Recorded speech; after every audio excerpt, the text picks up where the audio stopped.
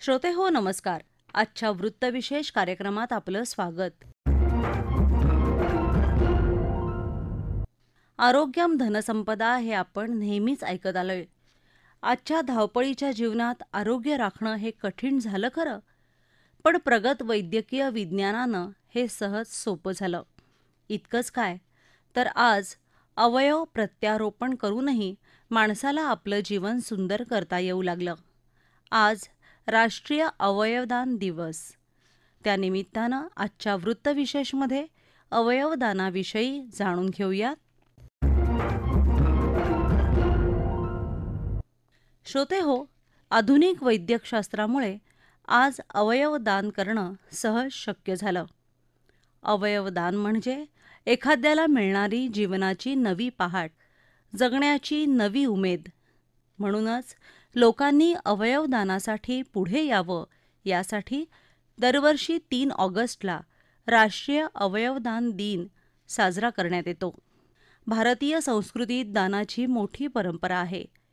आज या दानाची परिभाषा बदलत आहे. रक्तदान, नेत्रदान आणि अवयवदान हेही आज मोलाचं ठरलं आहे. केवळ आधुनिक वैद्यकशास्त्रामुळेच अवयव प्रत्यारोपण शक्य झालं आणि त्यामुळे अनेकांचे जीव वाचले. जगातली पहिली अवयव प्रत्यारोपणाची शस्त्रक्रिया 1954 मध्ये करण्यात आली. रोनाल्ड ली हेरिक यांनी आपल्या जुळ्या भावाला आपली एक किडनी दान केली. भारतात 3 ऑगस्ट 1994 रोजी पहिली हृदय प्रत्यारोपण शस्त्रक्रिया करण्यात आली.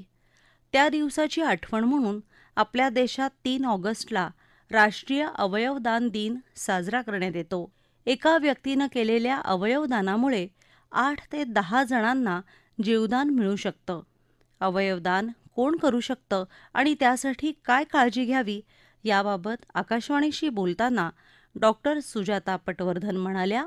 मृत्यू जेव्हा होतो तो दोन प्रकारे होतो. एक मेंदूचा मृत्यू होतो किंवा हृदयाचा मृत्यू होतो. आणि मेंदूचा जेव्हा मृत्यू होतो तेव्हा त्याच्यातला फरक असा आहे की जर अशा पेशंटला ICU मध्ये लगेच एखाद्या हॉस्पिटलमध्ये आपण घेऊन गेलो आणि त्यांना आपण योग्य ते औषधं आणि व्हेंटिलेटरवरती अशा पेशंटला आपण ठेवलं तर 48 तासापर्यंत त्यांना बरोबर रक्तपुरवठा वगैरे केला जातो. आणि हृदयाच्या हार्ट अटॅकमुळे किंवा हृदयाच्या कुठल्याही रोगामुळे जेव्हा मृत्यू होतो तेव्हा सर्व अवयवांचा रक्तप्रवाह लगेचच बंद पडतो. त्यामुळे मेंदू मृत झालेला जो मनुष्य आहे तो दुसऱ्यांना अवयवदान करू शकतो, पण ह्याच्यासाठी पेशंट नेहमी ICU मध्ये टाकतो. तो घरी असून चालत नाही आणि तो कुठे गावी किंवा कुठे हॉस्पिटल सोडून दुसरीकडे कुठेही मृत्यू झाला तर अवयवदान होऊ शकत नाही. अशा वेळेला जर घरी मृत्यू झाला किंवा काय तर डोळ्यांचं दान आणि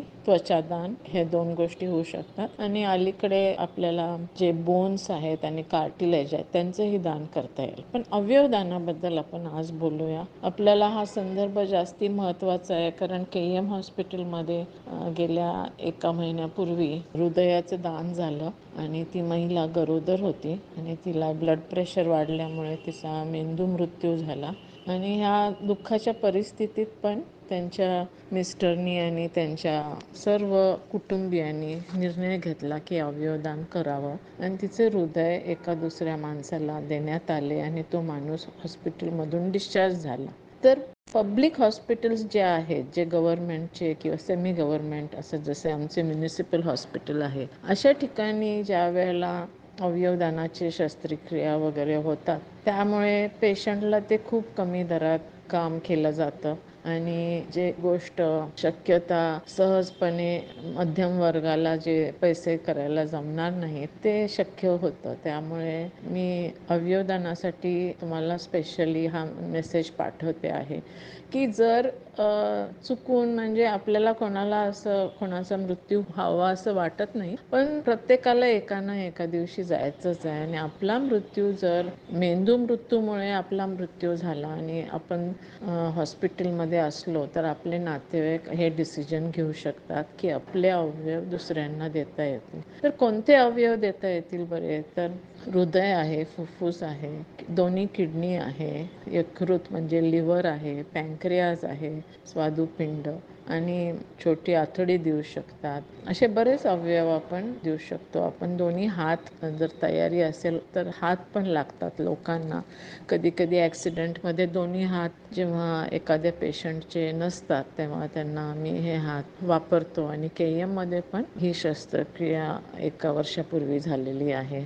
तर आपण जिवंतपणे काय करू शकतो? जिवंतपणे आपण एक प्लेज फॉर्म आहे जो आपल्या national organisation of transplant and tissue organisation आहे, नोटो म्हणून. त्याची वेबसाईट आहे त्याच्यावरती, किंवा तुम्ही आमच्या KM हॉस्पिटलमध्ये आमचं रोटोचं ऑफिस आहे, नवीन बिल्डिंग 7व्या मजल्यावर, तिथे येऊन तुम्ही प्लेज करू शकता किंवा ऑनलाईन पण प्लेज करू शकता. ह्या प्लेजमुळे एकच गोष्ट काय होते, तर आपल्या घरातल्या लोकांना कळतं की समजा माझा मृत्यू ब्रेनस्टेम डेथमुळे झाला तर तुम्ही माझे अवयव दान करू शकता. ही जेव्हा संमती ऑलरेडी आपण देतो जिवंतपणे, तेव्हा नातलगांना डिसिजन घेणं खूप सोपं होतं. कारण एखादा माणूस आपल्यातून जातो आणि त्याच वेळेला आपण त्याचं अंगदान किंवा त्याचं अवयवदान करताना कुटुंबियाला किती त्रास होत असेल ह्याची आपण कल्पना करा.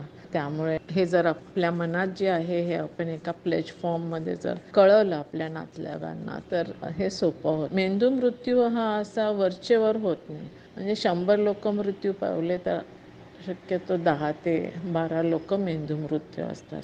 परंतु असा पेशंट जेव्हा आमच्याकडे येतो तेव्हा आम्ही त्याचे सर्व अवयव बरोबर आहेत की नाही, बरोबर चालतात की नाही, त्याचे रक्ताचे टेस्ट बरोबर आहेत की नाही, हे सगळ्याची पाहणी करून मगच आम्ही अवयवदानासाठी लिस्ट असते आमच्याकडे, स्टेट वाईज लिस्ट असते, त्या लिस्टप्रमाणे अवयव कोणाला मिळेल हे आपल्याला कळते. तर आजची गरज खूप आहे, कारण आजच्या दिवशी 8,000 लोक किडनीसाठी वेटिंग आहेत, 500 लोक लिव्हरसाठी वेटिंग आहेत, 200च्या वर लोक हृदयासाठी वेटिंग आहेत आणि 50 लोक पँक्रियासाठी वेटिंग आहेत. तेव्हा हे अवयवदानाचं आपण महत्त्व समजून घ्या आणि आपण मरणानंतर जेव्हा आपल्या शरीराचा काही उपयोग कोणालाच होत नाही आणि ते परत धरतीलाच जातं, तर करायच्याऐवजी आपण कुठल्या तरी स्वरूपात ह्या जगात आपण जिवंत राहू. आणि मला वाटतं की अशा दानाचं महत्त्व अजून मी जास्ती नाही सांगू शकत आणि तुम्हाला मी विनंती करते की अवयवदानाबद्दल माहिती एकमेकांना द्या आणि त्याच्याबद्दल जागृत व्हा आणि अवयवदान सर्वात श्रेष्ठ दान आहे हे लक्षात ठेवा. श्रोते हो, अवयवदानाचं नुकतंच घडलेलं एक उदाहरण याविषयी ऐकूया दीपक परब यांच्याकडून. आज 3 ऑगस्ट राष्ट्रीय अवयवदान दिन. 11 जुलै 2024 रोजी देशामध्ये मनपा रुग्णालयामध्ये सर्वप्रथम हृदय प्रत्यारोपण प्रक्रिया करण्यात आली. सई परब हिचे हृदय त्यासाठी दान देण्यात आले होते. तिचा मी पती. आपली जवळची व्यक्ती गमावणे हे आपल्यासाठी सर्वात कठीण असते, परंतु अवयवदान केल्यामुळे आज 2 गरजू व्यक्तींना पुनर्जन्म प्राप्त झाला आहे, याचे मला समाधान आहे. 6 वर्षाने आम्हाला बाळ होणार होते. सईला 7 महिने पूर्ण झाले होते, परंतु ब्लड प्रेशर हाय झाल्यामुळे अचानक तिला त्रास होणे सुरू झाले होते. कल्याणमध्ये खाजगी रुग्णालयामध्ये दाखल केल्यानंतर पुढील उपचारासाठी आम्ही KM हॉस्पिटलमध्ये तिला घेऊन आलो होतो. KM हॉस्पिटलमध्ये आल्याच्या नंतर डॉक्टरांनी त्यांचे सर्वतोपरी प्रयत्न केले होते, परंतु ब्लड प्रेशर हाय असल्यामुळे व मेंदूमध्ये ब्लिडिंग सुरू झाल्यामुळे बाळाला वाचवणे डॉक्टरांना शक्य झाले नाही. त्यावेळेला ज्या काही चाचण्या केल्या त्यामधून डॉक्टरांना असे निष्पन्न झाले की सईचा मेंदू हा मृत अवस्थेमध्ये पोचलेला आहे. अशा वेळेला डॉक्टरांनी आपल्याला सईचे अवयव दान करण्याबाबत सूचित केले होते. याबाबत आपल्यावर कुठल्याही प्रकारचे आम्ही जबरदस्ती करणार नसून हा आपला संपूर्णपणे वैयक्तिक निर्णय असेल. आपण जर परवानगी दिली तरच आपण ते अवयव दान करू, अन्यथा नाही, असे देखील डॉक्टरांनी सांगितले होते. मेंदू मृत अवस्थेत असल्यामुळे पुढील काळामध्ये व्हेंटिलेटरवर जरी सई राहिली असली तरी शरीरातील इतर अवयवांना संसर्ग होऊन 3 ते 4 दिवसामध्ये पुढील काळामध्ये सई आपल्यातून निघून जाईल, असे देखील डॉक्टरांनी सांगितले होते. अशा वेळेला डॉक्टरांनी सांगितल्यानंतर डॉक्टरांना माझे प्रथमदर्शनी उत्तर होते की मी सईचा नवरा जरी असलो तरी मी तिचा मालक नाही. मला तिच्या घरच्यांची व माझ्या घरच्यांची परवानगी लागेल. तसेच सई शरीररूपाने जरी आपल्यामधून जाणार असली तरी अवयवरूपाने कुठेतरी या जगामध्ये जिवंत राहील, ही भावना कुठेतरी मनामध्ये याबाबत निर्माण झाली होती. मी सईचं हृदय व डोळे दान करण्याबाबत निर्णय घेतला व पुढील प्रक्रियेला सुरुवात झाली. सर्व परवानगी घेतल्यानंतर गुरुवारी 11 जुलै 2024 रोजी सईचे हृदय काढून संभाजीनगर येथील रहिवाशाला देण्यात आले. आज सदर रुग्ण हा व्यवस्थित असून सदर रुग्णाला डिस्चार्ज देखील देण्यात आलेला आहे. आज एका गरजू व्यक्तीचं पुनर्जन्म या मार्फत झालेला असून अवयवदान केल्यामुळे जे काही समाधान मिळायला हवं ते आम्हा सर्वांना या ठिकाणी लाभले आहे. देशामध्ये अवयवदानाबाबत खूपच जनजागृती करणे गरजेचे आहे. ह्या सर्व प्रक्रियेमधून गेल्यानंतर मला या ठिकाणी निदर्शनास आले आहे. आपल्या देशामध्ये ह्या वर्षी 2 लाख किडनी, 60,000 यकृत, 50,000 हृदय, 1 लाख नेत्र याची गरज उपलब्ध असताना अनुक्रमे 6,000 किडनी, 3,000 यकृत, 100 हृदय व 25,000 नेत्र उपलब्ध आहे. ह्यावरून आपल्याला दिसून येत असे की अवयवदान करणे देशामध्ये किती गरजेचे आहे. अवयवदान केल्यामुळे देशातील व इतर जे गरजू व्यक्ती असेल त्यांचा पुनर्जन्म होत असतो. जसे आपण एखादे वाहन वापरत असतो आणि ते वाहन वापरताना ते वाहन एकदा नादुरुस्त होते, त्यावेळेला आपण त्याच्यातला जो नादुरुस्त भाग असतो तो काढून आपण आपलं वाहन पुन्हा व्यवस्थित करून वापरत असतो. त्याचप्रमाणे आपण जेव्हा आपल्या जगामध्ये वावरत असतो त्यावेळेला आपल्या शरीरातला एखादा भाग हा नादुरुस्त झालेला असतो आणि तो बदलणे खूप गरजेचे असल्यामुळे त्यावेळेला आपल्याला तो भाग जो असतो बदलून त्या माणसाला जो असतो व्यवस्थित पुढे जाऊन भविष्यामध्ये राहू शकत असतो किंवा जगू शकत असतो. अशा वेळेला अवयवदान हे खूप महत्त्वाचे असते. आपल्या प्रिय व्यक्तीला गमावणे हे आपल्यासाठी खूप कठीण जरी असले तरी जेव्हा अपघात होतो किंवा मेंदू मृतावस्थेसारखी जेव्हा परिस्थिती आपल्या आयुष्यामध्ये जेव्हा येईल तेव्हा अवयवदान करून आपण पुढील काही लोकांना पुनर्जन्म आपण देऊ शकतो.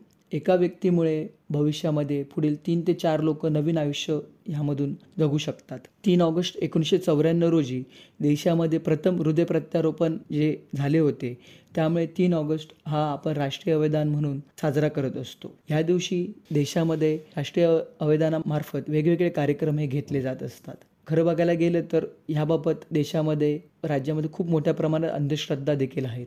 परंतु या अंधश्रद्धेवरती मात करत आपण ह्याबाबत पुढे जाणं खूप गरजेचं आहे. आज मी या प्रक्रियेतून गेल्यामुळे मला ही प्रक्रिया पूर्णपणे प्रामाणिकपणे चालत असल्याचे निदर्शनास आले आहे. श्रोते हो, अवयवदानाच्या प्रतीक्षेत असलेल्या लोकांची संख्या मोठी आहे. आवश्यकता आहे ती आपल्या अवयवदानाच्या संकल्पाची. आपल्या एका संकल्पातून अनेकांना मिळू शकेल जीवनाची नवी उमेद.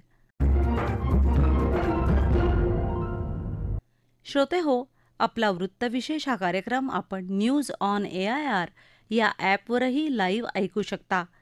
यासोबतच आमच्या मुंबई एअर न्यूज या यूट्यूब वाहिनीवर कार्यक्रमाचं ध्वनिमुद्रण आपल्याला कधीही ऐकता येईल. याबरोबरच आजचा वृत्तविशेष हा कार्यक्रम संपला. हा कार्यक्रम आकाशवाणी मुंबईच्या प्रादेशिक वृत्त विभागानं सादर केला. संपादक आणि सादरकर्त्या सरस्वती कोवळेकर, प्रसारण सहाय्य स्मिता दळवी, लेखन आणि समन्वय ज्ञानदेव शेलार आणि निवेदन श्रद्धा वझे.